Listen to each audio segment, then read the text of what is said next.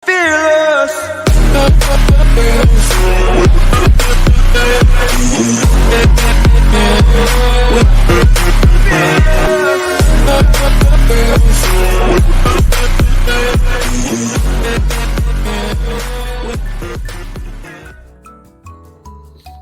Assalamualaikum warahmatullahi wabarakatuh.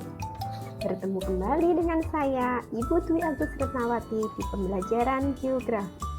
Pada kesempatan hari ini, kita akan belajar tentang dinamika hidrosfer subtema siklus hidrologi. Sebelum memulai pembelajaran, marilah kita berdoa terlebih dahulu. Berdoa dimulai.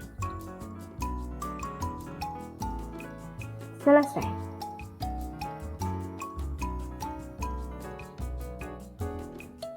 Mari kita simak video pembelajaran siklus hidrologi materi geografi kelas 10 di SMAN 1 Tegal Lombok.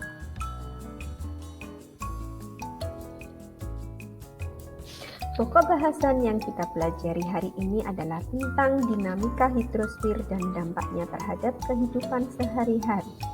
Hidrosfer memiliki arti adalah lapisan air yang berasal dari kata hidro dan sphaira. Sedangkan bahasan selanjutnya yang akan kita pelajari lebih lanjut adalah tentang siklus hidrologi. Proses perubahan wujud air sampai ke bentuknya semula yang terdiri atas beberapa tahapan.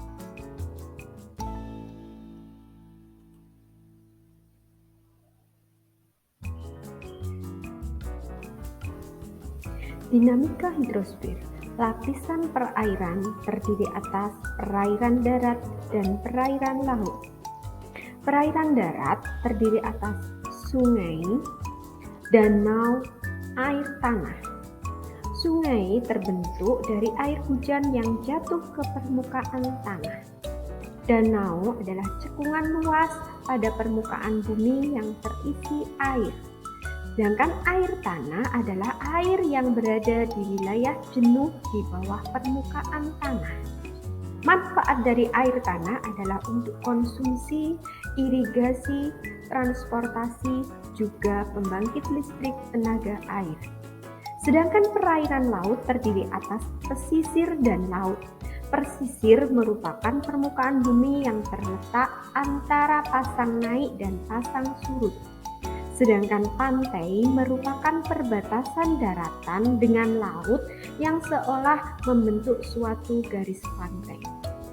Manfaat dari perairan laut dimanfaatkan untuk transportasi dan setelah kita mempelajari tentang dinamika hidrosfer, kita akan mempelajari lebih lanjut subtema siklus hidrologi. Siklus hidrologi ini adalah perjalanan air, di mana air yang jumlahnya konstan di muka bumi ini akan mengalami perubahan wujud yang dinamakan dengan siklus hidrologi. Siklus hidrologi ada 3 macam. Siklus hidrologi pendek, air ini mengalami perjalanan yang kecil atau singkat, hanya menguap, kemudian menjadi awan, dan kembali turun sebagai hujan dan kembali lagi ke laut. Itu singkatnya tentang siklus pendek. Yang kedua adalah siklus sedang, di mana air yang berada di lautan ataupun di sungai mengalami penguapan, kemudian terjadi kondensasi terbentuk menjadi awan, awan turun kembali menjadi hujan, setelahnya air tersebut akan terserap ke dalam tanah ataupun pori-pori tanah, dan kembali lagi ke laut ataupun ke sungai. Itulah yang dinamakan dengan siklus sedang.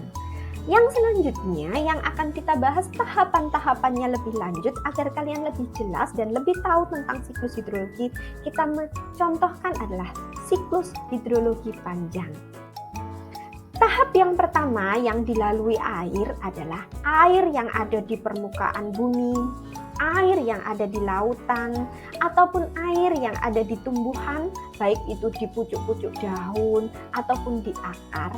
Ini akan mengalami yang namanya penguapan. Proses penguapan sangat tergantung adanya penyinaran matahari. Penguapan air yang ada di laut ataupun di sungai disebut dengan evaporasi.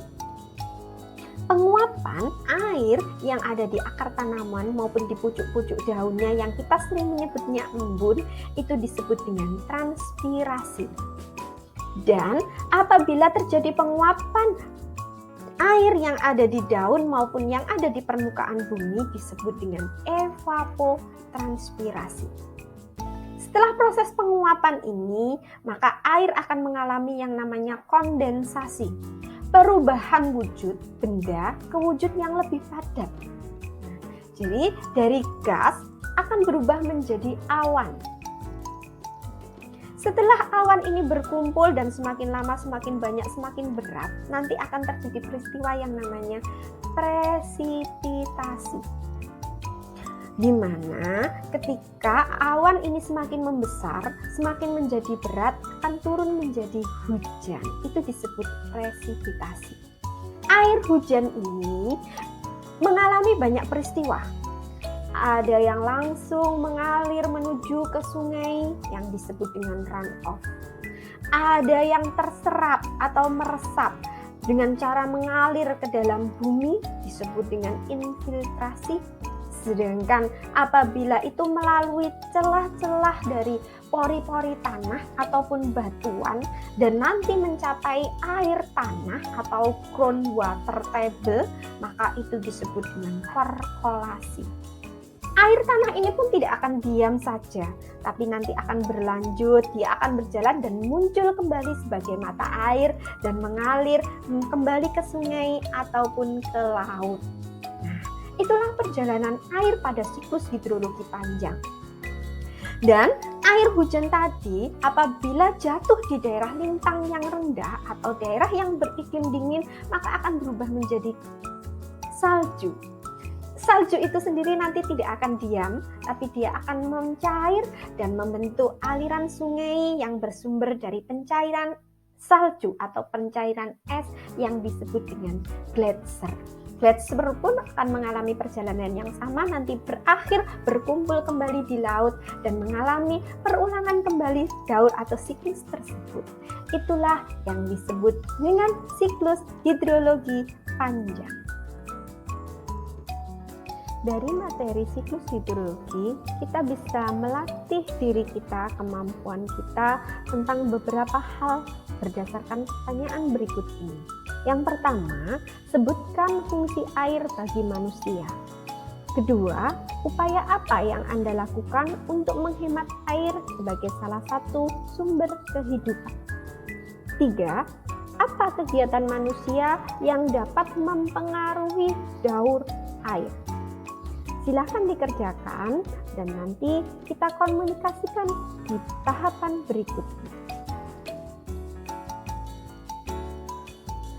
Dari materi siklus hidrologi dapat kita tarik kesimpulan bahwa selama berlangsungnya siklus hidrologi, perjalanan air dari permukaan laut ke atmosfer, kemudian ke permukaan tanah dan kembali lagi ke laut yang tidak pernah berhenti tersebut, air akan tertahan di danau, waduk, ataupun dalam tanah sehingga dapat dimanfaatkan oleh manusia ataupun makhluk hidup lainnya.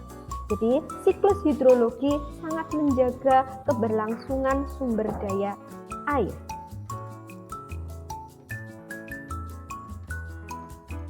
Berikut ini adalah lembar kerja peserta didik. Dari penjelasan yang telah disampaikan, silahkan kerjakan soal yang tersedia di Google Site kelas kalian masing-masing. Bagi yang sudah mengerjakan, mohon konfirmasi melalui grup WA.